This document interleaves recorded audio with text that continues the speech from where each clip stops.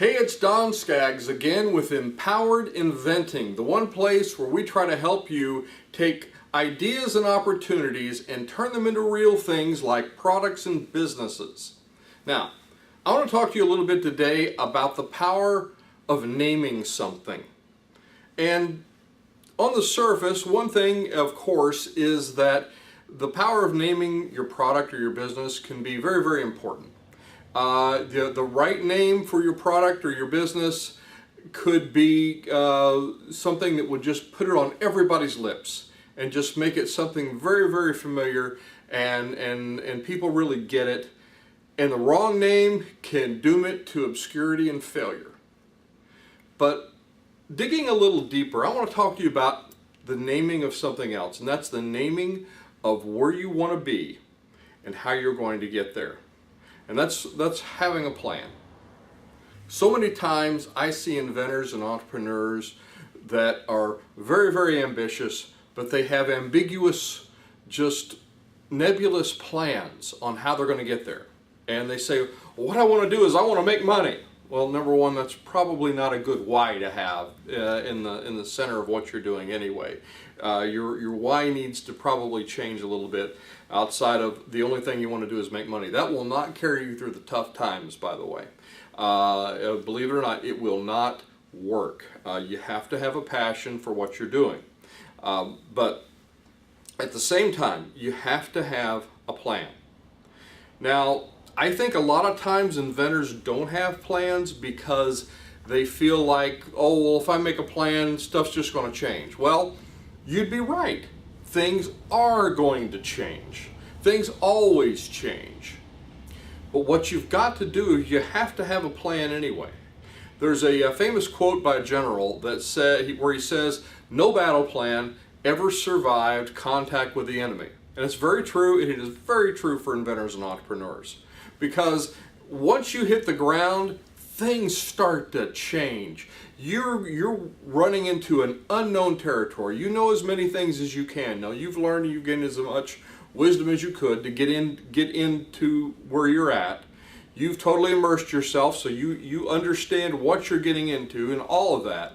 But even with all of that preparation, you are still going to get just hit upside the head. You're going to get just completely blown away by things that you did not expect. There's always these unexpected things, and they're going to cause you to have to change your plan. So then you might say, well, Don, well then why even plan at all? Well, that's even a more important reason to plan.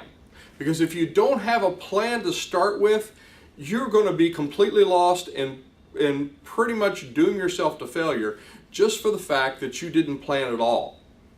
If you fail to plan, you plan to fail. That's an axiom that is just could never be more true for inventors and entrepreneurs. Now, you have to have a plan, but it can't be set in stone. And I think that's where people get the wrong mindset. And sometimes that's why they even don't plan, is because they think, okay, if I have this plan, then I'm going to have to follow this plan, but what if it fails? Well, yeah, parts of it is going to fail. So you make the plan, but it's a very, very flexible plan. It's like, okay, this is our plan based on everything we know. Here's some plan Bs that we have, and then there may be a plan B, C, D, and E that you don't even know about yet. But you've got to have that starting point. You've got to have that place where you can just jump out and say, okay, I know what I'm getting into, and then you might have to regroup once you're on the ground, and that's okay. But if you don't have that plan first, it's all going to go south in a hurry. Can guarantee you that. If you have no battle plan whatsoever, the chances of you succeeding, now could you succeed by accident? Sure, you could also get struck by lightning. But your chances of failure have risen sharply if you have no plan whatsoever. So you got to figure out where you are, you got to figure out where you want to be, and you got to figure out how you're going to get there. And then along the way, there might be some construction traffic. You may have to take a detour. I had to take a detour this morning on my way to work. And there was something in the road. The road was completely shut down. I had to go a different route. And that may be what will happen to you along the way is, okay, I've got this plan, I've got this route, and oops, well, didn't expect this to happen. So then you have to take that detour, and that's okay. The detour will teach you things you never thought you could learn. I took my detour this morning and I saw places and things that in parts of town that I'd never even seen before. So it was a learning experience. And in an invention and entrepreneur process, you're going to learn things that are just going to come at you. And you're going to learn them by being very, very flexible and very movable. You have to have a plan, but you have to have the flexibility to move outside of that plan, change that plan, mold that plan so it becomes what it is supposed to be eventually, which is a success.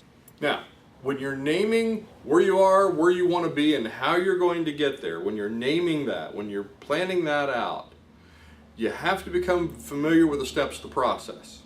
Now, I'm not saying you have to be proficient and an expert in every single step, because the steps are very, very different. If you've seen our Idea Steps program, you know what I'm talking about. Each step is very, very different from the other steps. But they're all very important steps to get from just an idea to an actual product or business where you're successful.